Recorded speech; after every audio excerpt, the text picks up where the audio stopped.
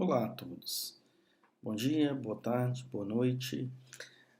Na aula de hoje, essa aula que vocês verão assincronamente, nós estamos continuando com a primeira lei da termodinâmica aplicada a alguns processos. Alguns destes processos nós inclusive já tratamos para verificar a diferença, por exemplo, do processo isotérmico irreversível. Nós vamos ver mais alguns processos, vamos ver algumas questões de conta. Nós, inclusive, já trabalhamos um pouco com isso. Então, essas questões de reversibilidade e irreversibilidade, nós já tivemos uma noção. Mais à frente nós vamos ver. Hoje nós vamos aplicar para o processo isovolumétrico, tá? Como o próprio nome já diz, a condição em que este processo é conduzido, e um processo adiabático. Nós vamos ver esse processo adiabático, o nome já fala, processos nos quais nós não observamos troca de energia na forma de calor. Então, vamos começar então pelo processo isotérmico. Inicialmente, nós vamos lidar com o nosso processo isotérmico e irreversível. Vamos iniciar com o estado termodinâmico. P1, V1, T1. Esse sistema vai se submeter a um processo isotérmico.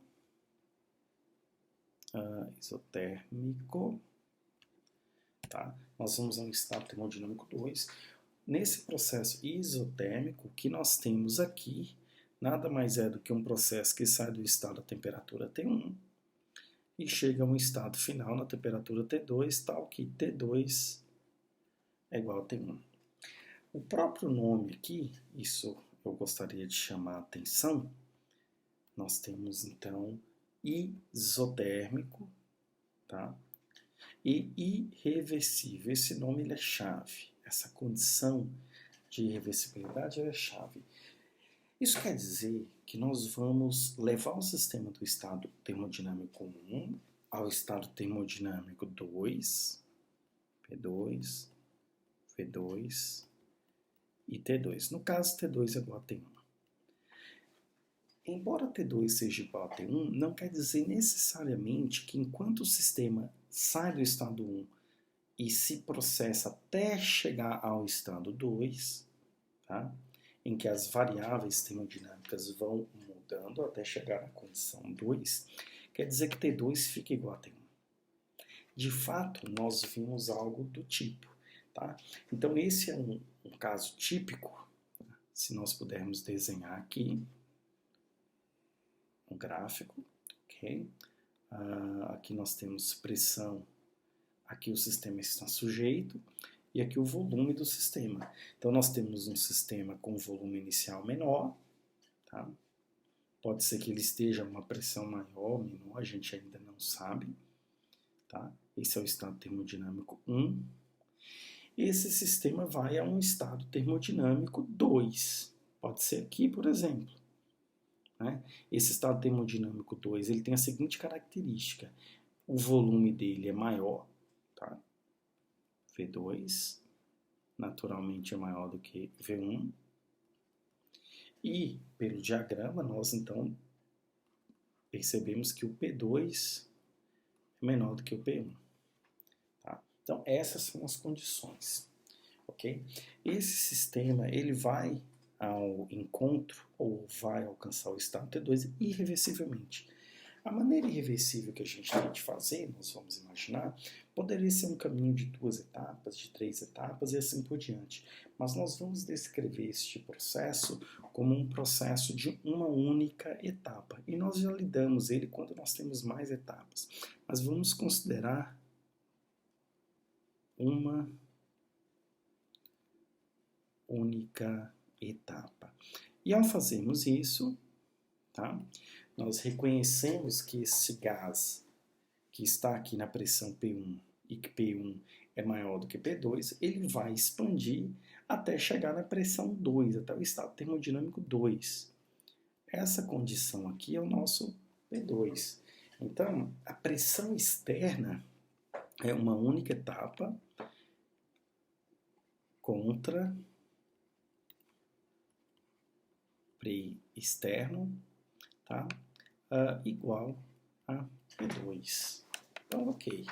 Esse é o processo. Como nós conhecemos a equação para o trabalho, nós podemos usar até trabalho diferencial, é igual a menos. Essa pressão é a pressão que se opõe ao movimento, ou pressão externa, tá? T de V.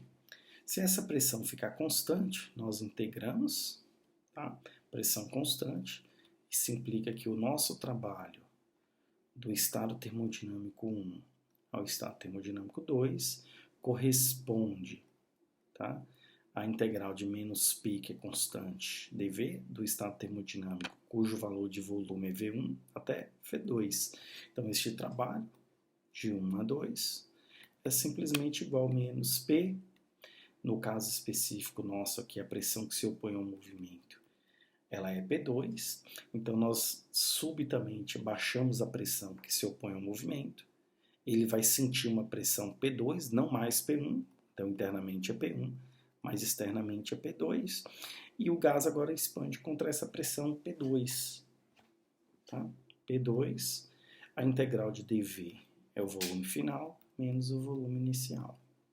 Então, simplesmente trabalho de 1 a 2 é igual a menos P2, que é igual a V2 menos V1. Aqui é importante nós percebermos, pessoal, que se nós aplicarmos aqui, né, chegou ao estado final, nesse estado termodinâmico, cuja temperatura é T2, nós chegamos à observação que essa área, tá, é a nossa área que corresponde ao produto P delta V, P2 delta V. Então, logo, essa área é o que nós chamamos de trabalho, tá? É o nosso trabalho realizado pelo gás. Trabalho. Tá? Este trabalho, a área tem sempre magnitude positiva, obviamente, mas este trabalho, quando a gente faz as contas, nós reconhecemos que esse trabalho ele é menor do que zero. Tá? Trabalho de expansão. Então, se a gente aplica aqui a primeira lei, o primeiro princípio, primeira lei, nós observamos que ΔU de quem? Dos estados do processo 1 para 2 é igual ao trabalho de 1 para 2 mais as trocas de energia na forma de calor de 1 para 2. Obviamente, nós estamos considerando isso aqui para um gás ideal. Como ΔT é igual a zero, isso implica que o nosso ΔU também é zero. Obviamente, como consequência, tá? Como consequência, nós temos que o trabalho de 1 para 2, ele é igual menos que de 1 para 2.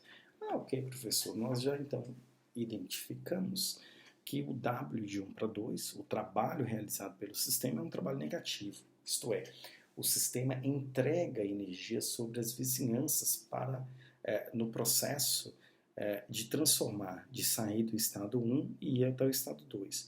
Obviamente, então, que se o trabalho é negativo, o calor de 1 para 2 é igual a menos o trabalho de 1 para 2, tá? E esse trabalho, esse calor, perdão, ele é positivo.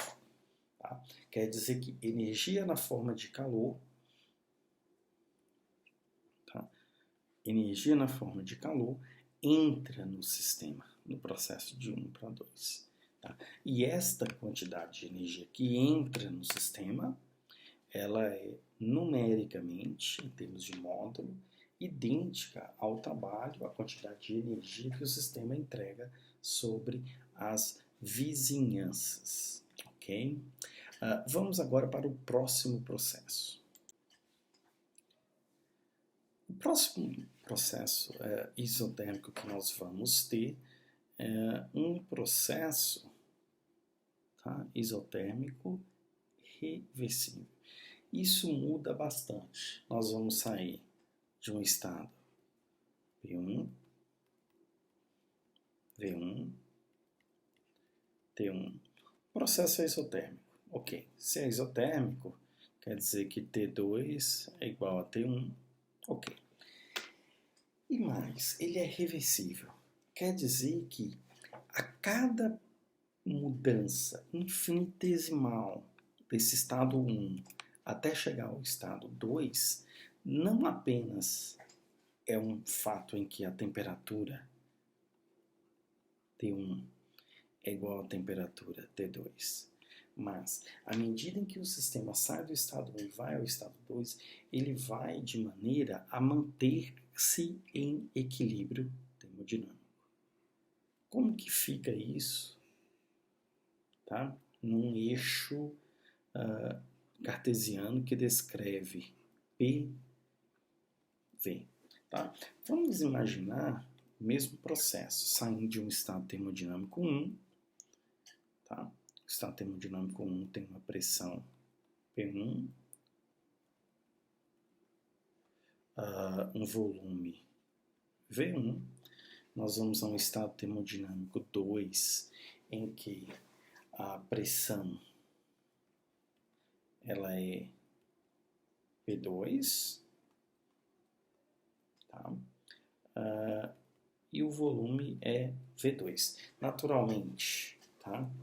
Então esse é o segundo estado termodinâmico, P2, V2, T2. Nós obviamente percebemos aqui que P1 é maior do que P2, e nós também temos que V2 é maior do que V1. De tal modo que, se a gente quiser ainda lembrar da lei de Boyle, tá? Produto P1, V1 é igual a P2, V2. Nós temos um processo em que a quantidade de matéria no interior permanece fixa, a temperatura também, então essa relação ela permanece. Bem, agora nós vamos ir do estado 1 ao estado 2 de maneira reversível. Quer dizer que, se aqui nós temos uma pressão que se opõe, né, não é um vetor a pressão, tá? Só para indicar que, devido a essa pressão P1, existe uma força, né, segurando este êmbolo. E à medida em que esse processo, sistema, sai do estado 1 e vai ao estado 2, essa pressão ela vai diminuindo até chegar a uma pressão P2. Só que ela vai diminuindo infinitesimalmente. E à medida que essa pressão diminui, o volume varia infinitesimalmente. Então, nós vamos ter uma pequena variação de volume, nós já vimos isso na aula anterior, tá? Um bloquinho, uma área pequena. Nós vamos fazer infinitas pequenas etapas dessa. Então, se nós descrevermos esse processo isotérmico reversível, né, TW é igual menos P T de V. Aqui é importante reconhecermos que essa pressão sempre vai ser a pressão a que o gás está sujeito e, ao mesmo tempo, a pressão externa. Nós vamos poder fazer esta aproximação em que a pressão a que o gás está sujeito, pressão do gás, tá, é igual à pressão externa. Nós também fizemos, desde o princípio, tá, mesmo do processo irreversível, que nós tínhamos um gás ideal. Tá? Um gás ideal. Ok. Se nós então integrarmos cada pequena etapa dessa, cada pequena faixa estreita de trabalho, tá, nós vamos fazer uma integração desde o estado termodinâmico 1 até o estado termodinâmico 2, integral de volume V1 até a função volume V2, bolado. Esta integral de todos os elementos diferenciais de trabalho vai ser simplesmente o trabalho de 1 para 2 para um processo isotérmico reversível, que é igual à integral de V1 a V2. Agora, pessoal, a gente não pode mais fazer aquela tática, ou digamos assim, aquela metodologia de retirar o π para fora. Porque agora, em cada etapa do nosso processo, nós vamos ter um valor diferente de pressão. E essa pressão que se opõe ao movimento, em cada etapa, aproxima-se o máximo da pressão interna do gás. Tá? Essa aproximação. E nós sabemos que o nosso gás é ideal. Se o nosso gás é ideal, a pressão é simplesmente igual a nRT sobre V. Ok? Se a pressão é nRT sobre V, nós podemos substituir nRT sobre V dV. Aqui é importante nós lembrarmos, é um processo isotérmico, quer dizer, T fica constante, R é a constante universal dos gases e N é a quantidade de substância interna. Todas essas três grandezas são fixas.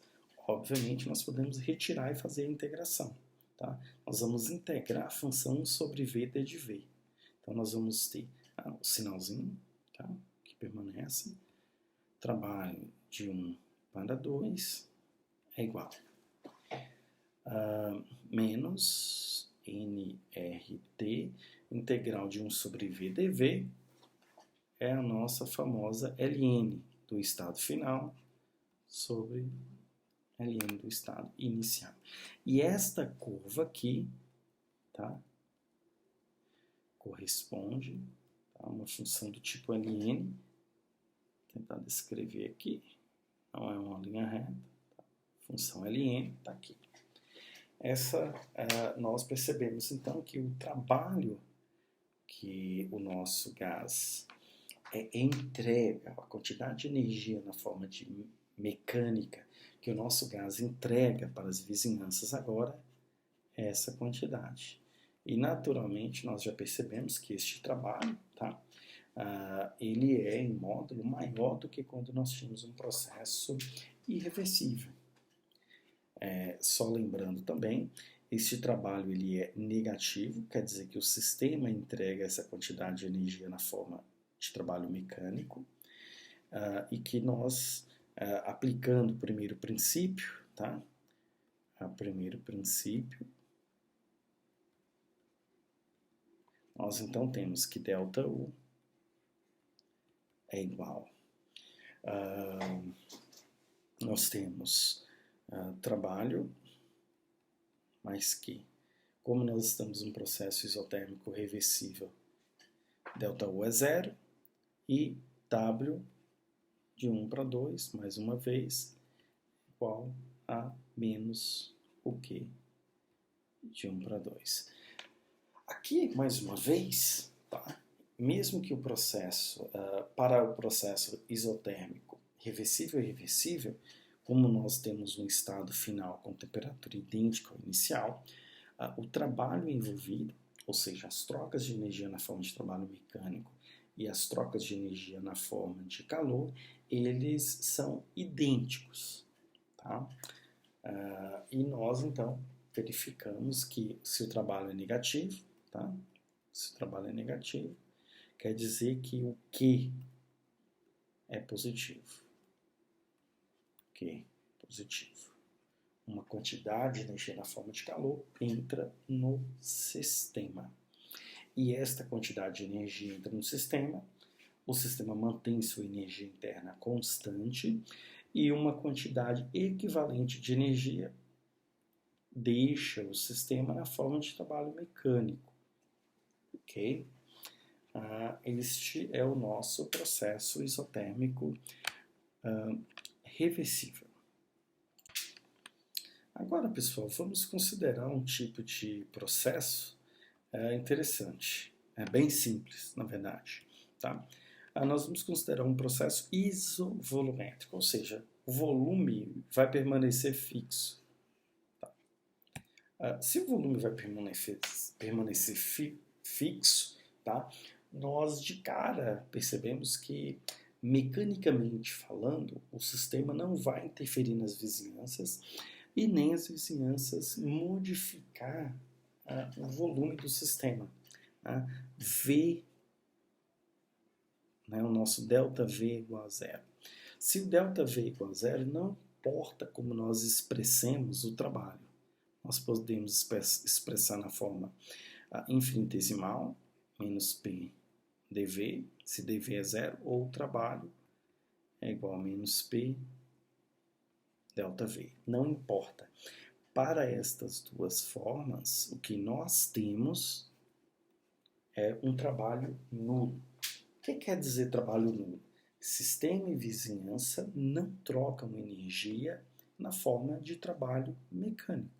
Só isso. Ok. Se, então, nós não temos troca de trabalho mecânico, a nossa primeira lei, ΔU, é igual a trabalho mais Q, ou se nós quisermos ainda na forma diferencial, tá? D de U é igual a dW mais dQ. Lembrando que essas duas diferenciais são diferenciais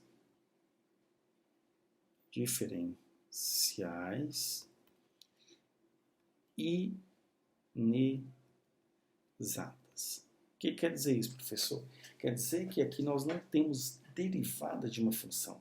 Nós temos um incremento diferencial de uma propriedade termodinâmica chamada trabalho mecânico, que é a energia trocada mecanicamente. E aqui nós temos o incremento ou decremento diferencial de uma função termodinâmica chamada calor. Okay?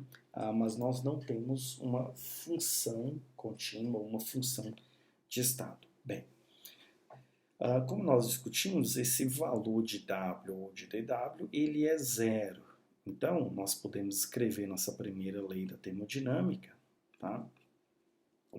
De uma maneira bem simples, que o nosso d de U corresponde ao nosso dQ. Ok? É um processo a volume constante. E nós aprendemos que essa quantidade ela é igual a CV dt, em que o nosso produto CV é a capacidade calorífica a volume constante. Se nós tivermos uma substância conhecida, com uma quantidade de matéria conhecida, né, nós podemos escrever então que d de U é igual a dQ a volume constante, que é igual a N CV molar dt. Opa, uma correçãozinha. dt.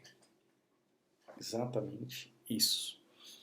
Bem, com isso nós podemos então, se nós soubermos o valor de dt e soubermos o valor de N e CV, se for um gás ideal, por exemplo, CV molar é fixo para um gás ideal monoatômico, tá?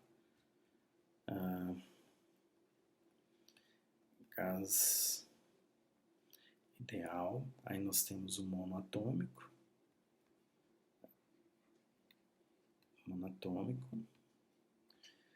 Esse CV tem um valor de 3 meios de R, é o CV molar. Se for um gás ideal diatômico, ele vai tender a um valor de 5 meios de R. Depende da molécula. Se for uma molécula pesada, esse valor vai ser mais próximo. Bem, com isso aqui nós então sabemos calcular essas grandezas para processos de desenvolvimento. Sempre a variação de energia interna vai corresponder ao nosso calor envolvido. Ok? Continuando. Agora, então, nós temos um processo adiabático. Esse nome adiabático, nós já vimos, ele quer dizer para nós que não há troca de energia entre sistema e vizinhança na forma de calor. que é igual a zero. E isso corresponde, obviamente, a um sistema que está, termicamente falando, isolado. Tá? Então, nós temos um isolamento térmico de tal modo que nós não podemos trocar energia na forma de calor com as vizinhanças. Nós vamos, esse sistema vai se proceder a um processo, né, um processo termodinâmico qualquer. Nós vamos a um estado final, em que estado inicial P1, V1, T1, nós vamos a um estado final P2, V2 e T2. Tá? Esse sistema, então, ele permanece isolado termicamente. Opa. Ok. Bem, aqui, se nós aplicarmos a primeira lei da termodinâmica, nós verificamos que o nosso D de U, que é igual ao nosso D de Q mais D de W, energia na forma de trabalho mecânico nós podemos trocar, mas energia na forma de calor nós não podemos trocar. Logo, nós então temos que a variação de energia interna, seja infinitesimal ou finitesimal, corresponde à troca de energia mecânica. Ok. Nós continuamos aqui com o nosso famoso gás ideal. Ok? Gás ideal. O D de U de um gás ideal nós já aprendemos. Tá? Vai depender do tamanho do sistema e do gás N, CV molar, dt. E o trabalho de um gás ideal, menos P, D de V. No lugar de P nós podemos substituir, né? P é igual a nRT sobre V. Então, nós vamos ter aqui, fazendo a substituição adequada, NCV molar dt é igual a menos nRT sobre V dV. Nós podemos naturalmente aqui cancelar os n's em ambos os lados, tá? E fazer a integração. As variáveis de integração são de V1 até V2, ou seja, V1 é o estado inicial, V2 é o estado final. Aqui a nossa variável de integração é a temperatura, então nós saímos de uma temperatura T1 até uma temperatura T2. Aqui, turma, é importante nós percebermos que, como não há possibilidade de troca de energia, toda a troca de energia na forma mecânica ela vai se dar através da energia interna.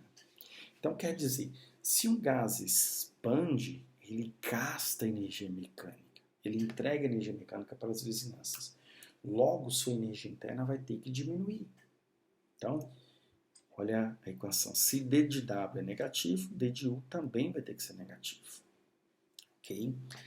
Outra, porém, aqui. Se a gente agora separar as variáveis, ou seja, temperatura vai para onde nós temos a variável de integração, então nós vamos ter uma variável da seguinte forma.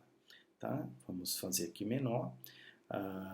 CV é uma constante, né, para um gás ideal, nós já falamos sobre isso. Se for um gás ideal monoatômico, né, CV molar, nós temos igual a 3 meios de R. Então, nós podemos escrever CV molar integral de 1 sobre T, dt, de T1 a T2 é igual a R integral de V1 a V2 da nossa função 1 sobre V dV a integral dessas variáveis 1 sobre t dt e de 1 sobre v dv nós já sabemos. Então, nós vamos ter aqui, se a gente quiser fazer ficar até mais organizado, nós podemos passar o CV dividindo. Tá?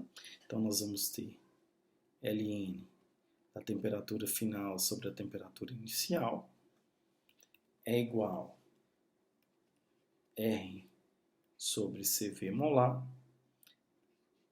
Ln do volume final sobre volume inicial.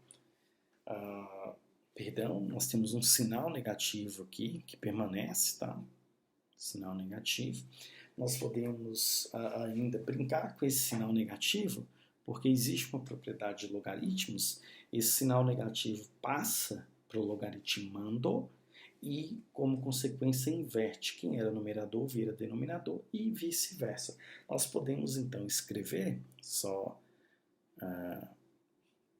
isolar isso aqui para ficar mais fácil.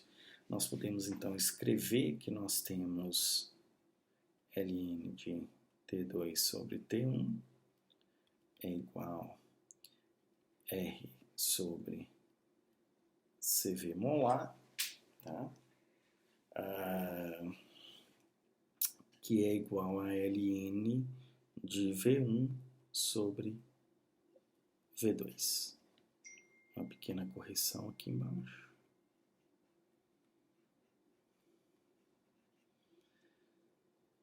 Tá? Então, nós temos sobre V2. Agora, pessoal, nós vamos definir uma propriedade interessante. Nós definimos uma propriedade chamada de gama. Ela é a razão entre o CP de uma amostra, ou CP molar, sobre o CV molar. Lembre que a diferença do CP e do CV é a capacitante calorífica, a pressão constante, e a volume constante. Ok? Se nós fizermos isso e reconhecermos que R é igual a CP molar menos CV molar, nós já demonstramos isso para os gases. Falta ainda a gente demonstrar uma relação mais geral para outras substâncias, mas para gases nós já fizemos essa demonstração. Então, nós podemos escrever este termo aqui da seguinte forma. Ln de T2 sobre T1 é igual. No lugar onde nós temos R, nós vamos ter CP menos CV. Então, nós vamos ter gama menos 1, tá? Que é igual a Ln de V1 sobre V2. Nós ainda podemos passar esse termo aqui para cima, tá? E nós, então, vamos ter T2 sobre T1 é igual a V1 sobre V2 elevado a gama menos 1. Em que esse gama é a nossa razão entre o CP e o CV de uma determinada amostra. Lembre-se bem, quanto maior esse gama, tá? Quanto mais distante de 1, obviamente, né? O CP sempre vai ser maior do que o CV, mas quanto mais distante de 1, quanto mais maior do que 1, para uma dada redução de volume, maior vai ser a diferença de temperatura entre o estado inicial e o estado final. Mais ainda, pessoal, só para a gente ter uma noção gráfica do que nós estamos observando aqui, tá? Vale a pena a gente ter aqui um diagrama PV. Opa, deixa eu apagar aqui e corrigir. Se nós então fizermos essa comparação,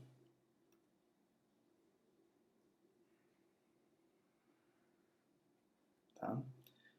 V, P, ok. Então nós temos, vamos escrever com caneta vermelha para um processo reversível, tá? Entre esses dois estados.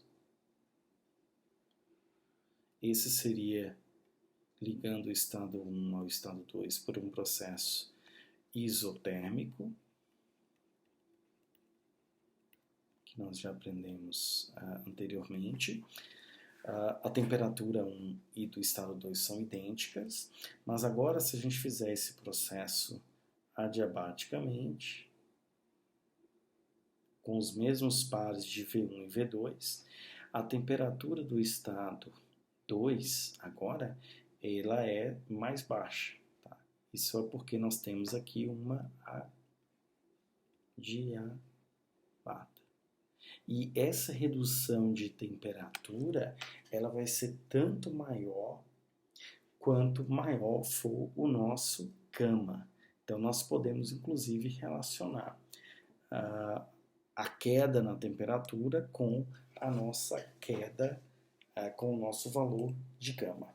Bem, com isso nós encerramos essa nossa aula sobre alguns processos reversíveis e irreversíveis, adiabáticos, isotérmicos, isovolumétricos. Na próxima aula nossa síncrona, nós verificaremos mais alguns processos e aplicações da primeira lei da termodinâmica. Ficamos por aqui. Sugiro a vocês que treinem alguns exemplos, inclusive os exercícios do nosso estudo dirigido. Até a nossa próxima aula, turma.